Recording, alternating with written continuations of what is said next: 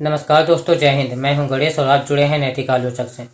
दोस्तों, जैसा कि आप जानते हैं कि 2024 के चुनाव होने में बस 3 महीने से कम समय बचा है और इसको देखते हुए आप ये देख सकते हैं कि जो इंडी गठबंधन है या ये कहें जो विपक्ष के गठबंधन है या ये कहें कि जो विपक्ष है वो पानी मांग रहा है, क्योंकि मोदी सरकार की 400 सीट पक्की दिख रही है जैसा वो कहते हैं। और मोदी सरकार की एक खासियत है या नरेंद्र मोदी की एक खासियत है कि वो जो कहते हैं वो करते भी हैं। अगर उन्होंने बोला है कि 400 सीट आएगी तो ये मान के चलिए कि 400 सीट आनी ही आनी है, उससे ज़्यादा ही आ जाएगी, कम नहीं आएगी।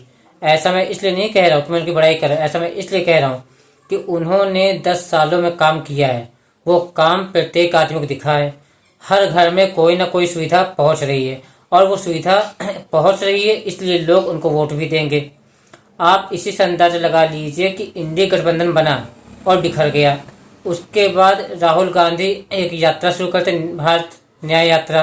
लेकिन उस यात्रा क्या होता है, वो यात्रा भी वो आधे में छोड़ देते हैं और उसको भी कंप्लीट नहीं करते हैं। तो आप खुद सोचिए, जो आदमी अपने कहे को पूरा नहीं करता है, जो आदमी एक चीज़ को पकड़ के नहीं चलता है, आखिर उससे हम क्या उम्मीद करें कि वो ऐसा कुछ करेगा जो पब्लिक के हित में हो। वो किसानों के साथ देते हैं, वो भी वो किसान जो खालिस्तानी समर्थन है, जो खालिस्तानी समर्थक हैं और जो देश को तोड़ने की बात करते हैं। सबने देखा है कि किसानों के आंदोलन के पीछे क्या चल रहा है। वो किसी बात पे तैयार नहीं हो रहे और ना ही देश का किसान उनके साथ नहीं है। पंजाब के कुछ किसान पूरे देश के किसानों को फैसला नहीं कर सकते। या कांग्रेस शासित जो भी राज्य हैं, आप देख लीजिए, पूरे 10 सालों में आपने देखा होगा जो भी देश विरोधी गतिविधि है, इंडी गठबंधन और कांग्रेस सदैव उसके साथ रहे, हमेशा उनके साथ रहे। उन्होंने देश के सेंटिमेंट को एक किनारे फेंक दिया है। वो सिर्फ काम कर रहे हैं अपनी राजनीति को बचाने के लिए, पर मुझे नहीं लगता कि वो इस बार अपनी राजनीति को बचा पाएंगे। और देखने वाली बात ये होगी कि इंडी गठबंधन का कोई भविष्य तो नहीं है, पर ये भविष्य में क्या करेंगे।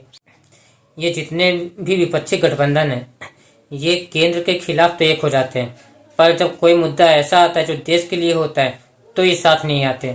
जब इनको सीटों का आपस में बंटवारा करना होता है तब ये साथ नहीं आते। ये केवल अपने लाभ के लिए एक होते हैं और जैसे ही इनका लाभ पूरा हो जाता है या इनको अपनी सत्ता में कोई खतरा दिखाई देता है तो ये अलग हो जाते हैं। ये देश को केवल ठगने का काम कर रहे हैं।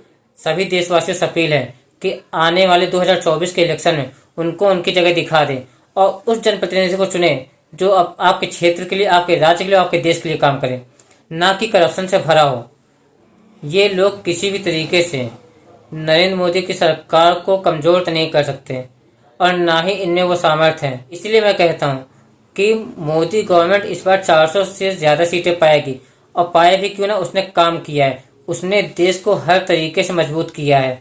आज देश के हर व्यक्ति गर्व से बाहर घूम सकता है और जो देश की इकोनॉमी 5वें नंबर पर है वो अब 3रे नंबर पर पहुंच जाएगी। अगर कांग्रेस होती तो हम कर्जे से लदे होते, हर व्यक्ति के ऊपर कर्जा होता। तो अगर आपको हमारा ये वीडियो अच्छा लगे तो हमारे चैनल को लाइक करें, शेयर करें, सब्सक्राइब करें।